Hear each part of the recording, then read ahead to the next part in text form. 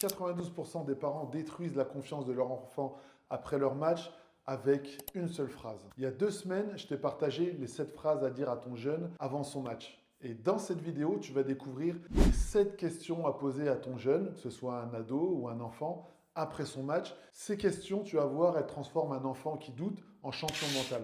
Et si tu restes jusqu'à la fin, je vais te révéler la question secrète que Phil Jackson posait à ses joueurs. C'est cette question qui a construit 11 titres NBA, 6 avec Michael Jordan et 5 avec Kobe Bryant. Je suis Steve Alexandre, je suis préparateur mental certifié et il y a 10 ans, j'ai été ce parent toxique, celui qui demandait le score à son enfant avant même d'avoir le bisou. J'ai vu mon fils mal à l'aise dans la voiture, pas à cause du match, mais à cause de mes questions. Et voilà ce que j'ai compris depuis. Les mots d'un parent, après son match, sont plus puissants qu'un entraînement entier. Et il y a une question que la plupart des parents posent. Cette question, elle sabote tout. Tu vas la découvrir dans quelques minutes. Mais d'abord, voici les 7 questions qui construisent des champions.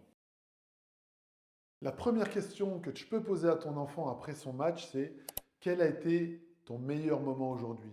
Et cette question, ça oblige ton enfant à revivre un moment positif. Le cerveau renforce ce sur quoi il se concentre.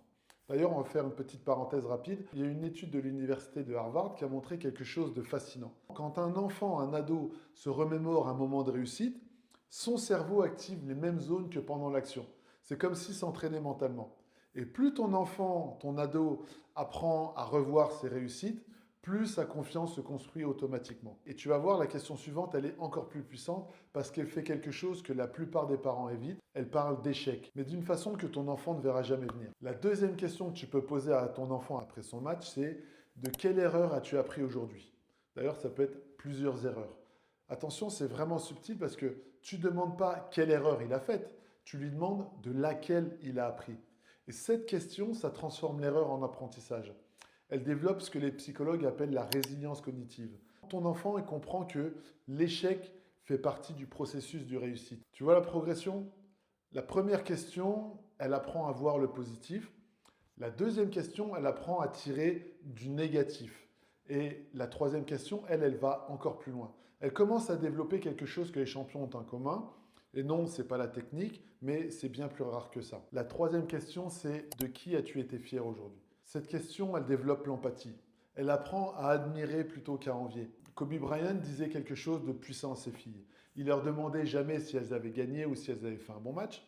Il leur demandait qui les avait inspirées. Un enfant qui apprend à admirer les autres, il grandit plus vite parce qu'il puise de l'énergie dans ce qui l'entoure au lieu de s'épuiser à comparer. D'ailleurs, j'aime beaucoup la phrase de David Laroche qui dit « comparaison égale suicide ». Là, je vais juste faire une pause parce que si ces 3 questions elles t'ont déjà ouvert les yeux, ce que j'ai préparé pour toi, ça va changer ta façon d'accompagner ton enfant pour toujours. J'ai créé un guide gratuit, il s'appelle « Joue ton meilleur match ». Ce guide, je l'ai construit à partir de 3 ans de séances avec de vrais joueurs. Des jeunes en championnat élite, des seniors de national à haut niveau, des enfants qui pleuraient dans les vestiaires, même d'autres qui pleuraient à la maison et qui ont appris à performer quand ça compte. Ce que tu trouves dans ce guide, tu ne le trouveras pas ailleurs. Il y a 5 protocoles d'avant-match pour rentrer focus et confiance sur le terrain. Et pour chaque protocole, tu trouveras ce qu'un joueur peut se dire, faire et réaliser soi-même.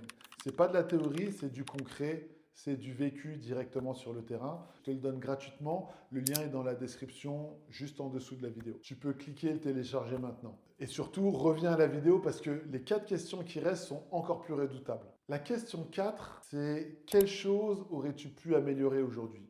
Là, on est dans la recherche de solutions. Ton enfant apprend à analyser sa performance calmement, sans émotions négatives, pour progresser. Jusqu'ici, on a travaillé sur lui, sur ses émotions, sur ses erreurs, sur ses progrès. La 5e question, elle change complètement de perspective parce qu'elle l'oblige à regarder autour de lui. Et c'est là que quelque chose de surprenant se passe dans son cerveau. La 5e question, je l'adore. C'est qui tu as aidé aujourd'hui? Cette question, elle ancre la générosité comme un réflexe. C'est comme encourager un coéquipier qui doute, soutenir quelqu'un qui a raté. Phil Jackson utilisait une variante de cette question avec ses joueurs NBA. Il leur demandait qui ils avaient rendu meilleur aujourd'hui. Et résultat, il a eu 11 titres NBA. Peut-être que tu as remarqué quelque chose. Chaque question s'éloigne un peu plus du résultat. Ça s'éloigne du score, des statistiques. Et tu vas voir que la 6e question, elle pousse encore plus loin parce que Elle transforme chaque match en miroir. Et ce que ton enfant voit dans ce miroir, ça va vraiment te surprendre. La 6e question, c'est qu'est-ce que tu as découvert sur toi aujourd'hui après ce match de basket? Et cette question, elle aide ton enfant à se détacher du résultat. Elle l'aide à développer sa curiosité dans l'apprentissage. Imagine un peu ton enfant qui commence à voir chaque match comme un laboratoire de lui-même. Parce que quand il commence à imaginer ça, en fait, ça change tout pour lui. Là, on arrive à la 7e et dernière question, celle qui boucle tout, celle qui transforme le passé en élan vers l'avenir et qui donne à ton enfant quelque chose que peu de parents savent offrir, c'est-à-dire le goût d'oser. Cette 7e et dernière question, c'est qu'est-ce que tu voudrais essayer de nouveau la prochaine fois? Cette question, elle encourage ton enfant à oser, à expérimenter, à sortir de sa zone de confort. Et grâce à ça, il ne regarde plus en arrière pour souffrir, il regarde en avant pour construire. Tu te souviens, au début de cette vidéo, je t'ai parlé de la question secrète que je t'avais promise. Phil Jackson, il l'a posée après chaque match perdu. Et cette question, c'est quelle leçon ce match nous offre-t-il? Pas quelle erreur, quelle leçon? Et ça change tout. Et maintenant, voici la question que 92% des parents posent, celle qui détruit la confiance. Et cette question, c'est alors, combien t'as marqué? Et cette question que je posais à mon fils, justement, en fait, ça réduit ton enfant à ses statistiques. Elle lui dit que sa valeur dépend du nombre de points qu'il a scoré. Mais en fait, c'est faux et c'est destructeur. D'ailleurs, mon fils, si tu me regardes, je m'en excuse.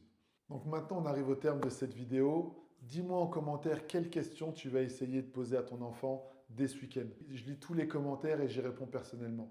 Les questions que tu poses construisent l'identité de ton enfant. Tu peux poser les mêmes questions que tout le monde ou tu peux choisir de construire un champion mental. Avant de partir, pense à télécharger ton guide gratuit Joue ton meilleur match. Le lien est en description. Il y a aussi un diagnostic personnalisé. Il reste quelques places.